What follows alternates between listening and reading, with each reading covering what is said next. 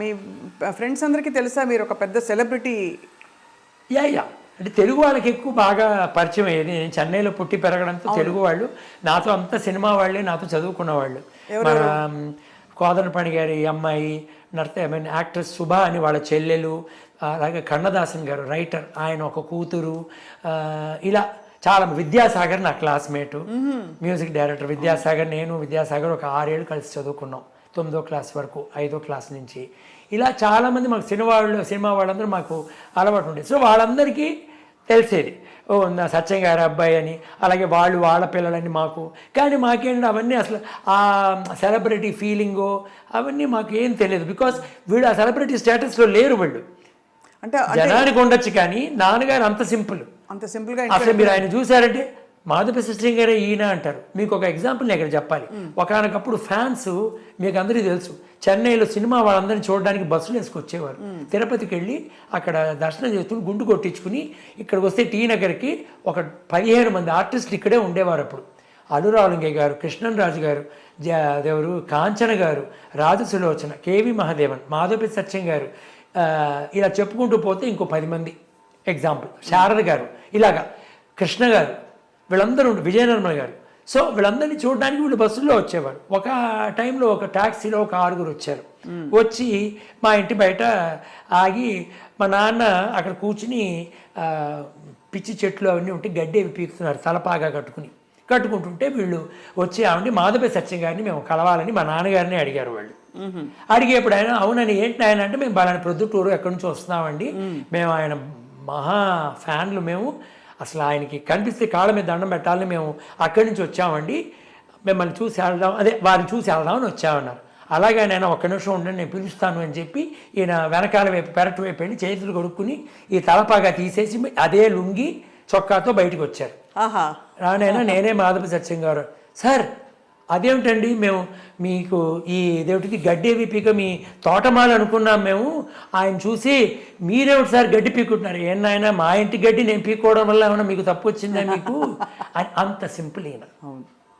అది ఆయనలో ఉన్న గొప్పతనం. ఆయన జీవితాంతరం ఆయన వెళ్ళింది సైకిల్లోనే. ఇది చాలా మందికి తెలియదు.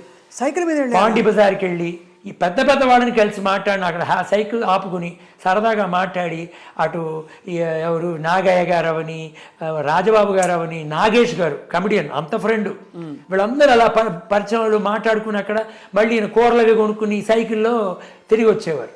ఆయన పోయే 1.5 2 3 ఏళ్ల వరకు చేశారు ఆయన. తర్వాత నేను ఆపాను, ఒకసారి పడ్డారు. నేను నాన్న ఇది లాస్ట్, నా కారు కూడా ఉంది అప్పుడు, కారులో ఉంటే నాకు ఎక్సర్సైజ్ రా నాయన, నీ పని నువ్వు చూసుకో, నేను వెళ్ళొస్తాను అని. ఆ 75 76 ప్రాంతంలో ఆయన ఏజ్ పడ్డప్పుడు ఇంక నేను ఆపాను. నాన్న నువ్వు ఇంకెక్కడికి వెళ్ళాలన్నా నువ్వు అన్నీ ఇక్కడే కొనుక్కోవాలి, నువ్వు వెళ్ళకూడదు అంటే అప్పుడు ఆపారు. అసలు అంత సింపుల్ హ్యూమన్ బీయింగ్ నేను సినీ పరిశ్రమలో ఎవరిని చూడలేదు. సో ఒకలా చూస్తే ఇది ఒక వృత్తి ప్రవృత్తి అన్నీ కూడా అలా కలిసిపోయి పాటని చాలా ఎంజాయ్ చేస్తూ ఆస్వాదిస్తూ ఆయన పాటే జీవితంగా మలుచుకున్నారు కదా సార్. ఇంకొక గొప్ప విషయంలో ఏంటంటే, నేను డాన్స్ నేర్చుకుంటూ ఓ పక్కన ప్రోగ్రామ్స్కి వెళుతూ జరుగుతున్న టైంలో నేను 87 ఆ ప్రాంతంలో ఒక ఎయిర్లైన్లో ఉద్యోగంలో చేరా. వాయుదూత్ అని గవర్నమెంట్ ఎయిర్లైన్, అది 3rd ఎయిర్లైన్. ఇప్పుడు మనం ఉడాన్ అవి అంటాం ఆ టైప్లో. ఎయిర్ ఇండియా ఇంటర్నేషనల్ అవుతాయి, ఇండియన్ ఎయిర్లైన్స్ డొమెస్టిక్ అవుతాయి, వాయుదూత్ వచ్చి ఫీడర్ ఎయిర్లైన్.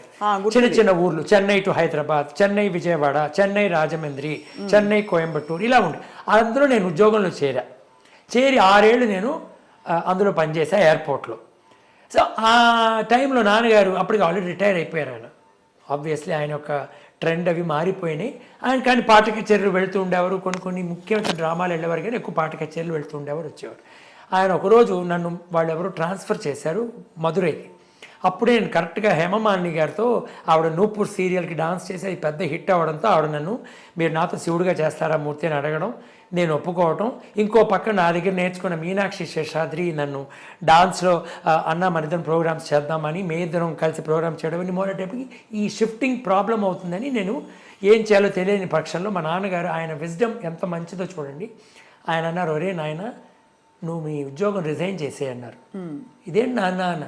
అలా కాదురా నాయన, నేను 53 ఏళ్ళు నేను చదువుకుంది 4వ క్లాస్ వరకే, నన్ను కాపాడింది ఈ పరిశ్రమ గొంతుతో. అవును, నేను ఇంకా పాడుతున్నాను, ఇంకా నేను పాడతా పిలిస్తే. కానీ నువ్వు భగవంతుడి దయవల్ల నీకు ఇంత కళ అబ్బింది కూచిపూడి, ఆ వెంపటి గారి ధర్మం అని, నువ్వు దాన్ని సద్వినియోగం చేసుకో. ఏమిటి, మనకున్న దాంతో మనం సంతోషంగా ఉందాం. మనకి పోర్ష్ కార్లును ఆడి కార్లు ఉంటేనే మనం కళాకారులం కాదు. కళాకారులు ఉన్న వాళ్ళు నిజమైన కళని వాళ్ళు 10 మందికి పంచిపెట్టే విధంలో నువ్వు మంచి కళను నేర్చుకున్నావు. అది ఏదో సరదాగా పాడగలవు, దాన్ని పెట్టుకుని చక్కగా నీ డాన్స్ నువ్వు ఇది చేసుకో నాయన. నువ్వు బయటకు వచ్చే, నువ్వు మరీ తెల్లవారుజామున 3ంటికి లేచి ఎయిర్పోర్ట్కి వెళ్ళడం, రాత్రి 12ంటికి వచ్చి మళ్ళీ 3ంటికి వెళ్ళడం, ఇలాంటివి వద్దురా నాయన అని చెప్పారు. నెక్స్ట్ డే నేను రిజైన్ చేశాను నా సెంట్రల్ గవర్నమెంట్ జాబ్కి. సెంట్రల్ గవర్నమెంట్ జాబ్ వదిలేసుకున్నారు. ఎందుకు అంటున్నానంటే ఇది నాన్నగారి యొక్క ఆ విజ్డమ్, ఆయన ఎంత కాన్ఫిడెన్స్ నా మీద ఉంటే ఆ మాట అని ఉంటారు. అప్పటికి నాకు కలైమామణి లేదు, ఏమీ లేదు. ఎంత కాన్ఫిడెన్స్ మీ డెడికేషన్కి నిజంగా ఆయన కరెక్ట్గా గుర్తించి తండ్రిగా మిమ్మల్ని, తండ్రి మనకి మార్గం చూపిస్తారు గురువులాగా అని అంటారు కదా. అంతే.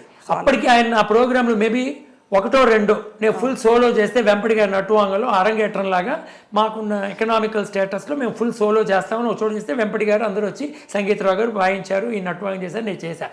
అది ఆయన చూశారు.